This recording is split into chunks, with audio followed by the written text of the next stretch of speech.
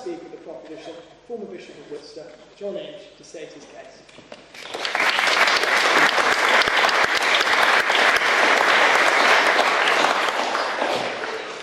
Mr. President, members, guests, what a delight it is to be here in Durham. Always a joy to come to Durham. And I must say it's the first meeting of the Durham Union I've ever attended which has begun with a prayer. Thank you very much indeed, Father. That was fantastic. Durham is a glorious place, and St Oswald's Church is even better, if I might say so, than the debating chamber. It's 50 years since I was here as an undergraduate. You'll find that very difficult to believe, I know, because I'm no wiser than I was then.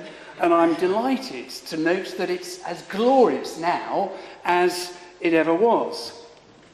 It's a particular joy to be speaking here this evening against Bishop Martin. We've been on the opposite sides of several debates within the church, but remain very good friends, having been educated at the very best of all institutions in the world, St Chad's College. Now, I'm probably... 1 minute protected time. Oh, I see. I thought that was an offensive thing to have said. Now, Durham is an amazing place, and everyone here, like your good selves, is so nice. It's just possible that you might have failed to appreciate that human nature is corrupt. I hope this statement that I'm going to make now doesn't need a health warning. I'll say it quietly, so if you're likely to be triggered, just shield your ears. Not all the world is as civilised as Durham. Now, come to think of it, why did I worry? Of course, you're all studying at Durham, you're clearly very intelligent, well-informed and well-read, you keep up to date with things on TikTok, and you know about the fact that the world is beset with evil. Let me just remind you, though, of a few of the things that are going on at the moment. You'll be aware of all the people killed by Hamas in that atrocious attack over a year ago, and the kidnapping of innocent Israelis. You'll be aware of the slaughter of many thousands of inhabitants of Gaza, estimated by Reuters in mid-January to be around 46,000, just over half of which were women and children. You'll be aware of the fact that Putin has pursued his egregious and vicious war against Ukraine, condemning over 70,000 of his own military to death, according to the BBC in September of last year, as well as Ukrainians, 80,000 killed and 400,000 wounded by early last year, according to the Wall Street Journal. You'll know about the ongoing war in Sudan, the forgotten war in which enormous numbers of people are killed and even more displaced, 150,000 killed by May of last year, according to the US Special Envoy. And these are only the best known examples of conflicts going on at the moment. And I challenge you to say that this doesn't say something about the corruptness of human nature. And of course, that's only the present. The amount of cruelty, rape, murder and pillage that has taken place over human history is staggering. Only in the last century, Stalin, Hitler, Mao and Pol Pot, to name just several of the most egregious examples, were responsible for the deaths of very many millions of people. The evil human beings are capable of is quite staggering. As the philosopher John Gray observed, genocide is as natural to humanity as art or prayer. Now, some cope with this by denying the problem through a highly selective reading of history. A more realistic approach, it seems to me, would be to recognise that we are a flawed species with a remarkable capacity for self-deception and destruction. How can we cope with human evil if we define humanity as good? No, the fact is we are corrupt. Our nature is corrupt. Christian theology has a way of acknowledging and engaging with this fact.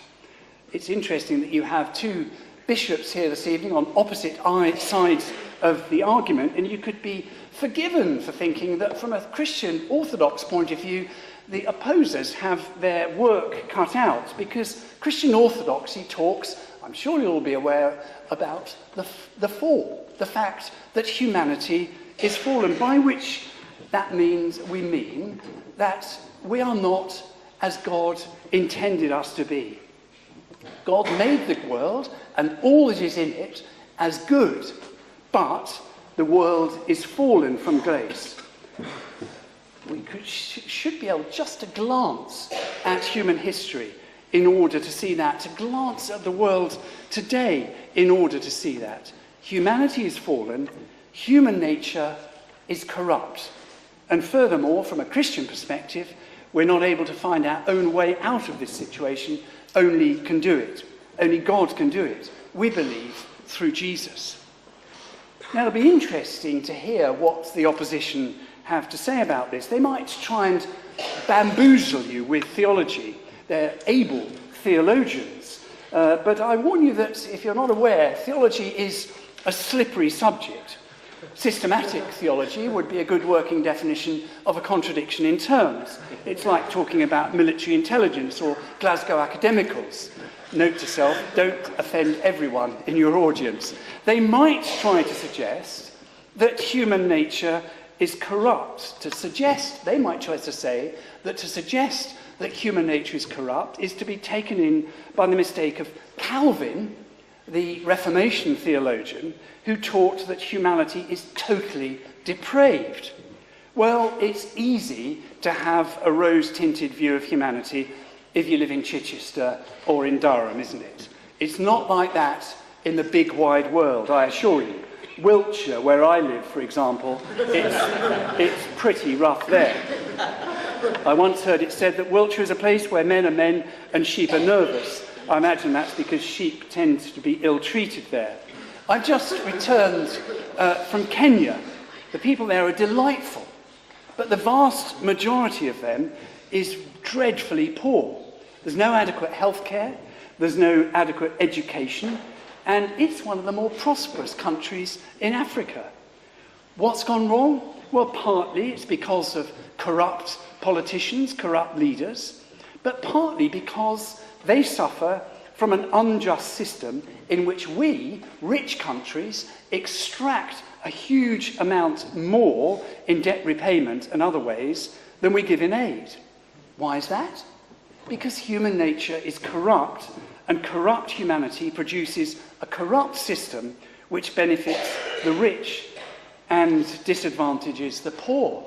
And we don't need to go all the way to Africa to find that. I spent some very happy years as a parish priest right in the heart of inner city Tyneside. The people there were wonderful, but very poor. Why? Because human nature is corrupt and they were oppressed by an unjust economic system. And, friends, it's not just others who are affected by this corrupt. We might like to think of corrupt politicians, corrupt leaders in other countries, but actually, as Solzhenitsyn once observed, the divide between good and evil goes right through the human heart. Now, we're not, on this side of the house, wanting to propose that humanity is totally depraved. We're not, of course, wanting to suggest that humanity is not capable of great goodness. We're simply arguing for the obvious, that none of us is perfect, that we're not what we ourselves at our best would want to be, let alone what God might want us to be. That we are all, in other words, corrupt. We echo the cry of St. Paul to the Romans, I can will the right, but I cannot do it, for I do not do the good I want, but the evil I do not want is what I do. I ask you then to be honest. Are you perfect? With respect, if you think you are, then you're deluded. Not even saints are perfect. Definition of a saint, which I heard a bit back, which I thought rather good, is a saint is someone whose life has not been very well researched. In fact, Saints are not perfect any more than the rest of us are not perfect. Look at St. Peter, for example, the rock on whom Jesus chose to build his church. He was forever getting it wrong. He denied Jesus just as Judas did. He was not perfect. His human nature was corrupted like the rest of us. But God knows just as well how to use the bad in us as the good, as St. Teresa of Avila once suggested. I can understand that you might have some difficulties with the word corrupt. You might think it rude of me to suggest that you are corrupt by nature. None of us likes to think of ourselves as being corrupt. We like to think of that as something that applies to politicians, to people in foreign countries. But in fact, to acknowledge that human nature is corrupt is simply to recognise the fact that we are not perfect. The truth is that each of us is a mixture of good and evil, which means, in other words, that human nature is corrupt. So I ask you this evening to be honest, to be realistic, to be candid, to acknowledge that, like the rest of humanity, you are corrupt because human nature is corrupt. Be realistic and vote for the motion. I beg to move.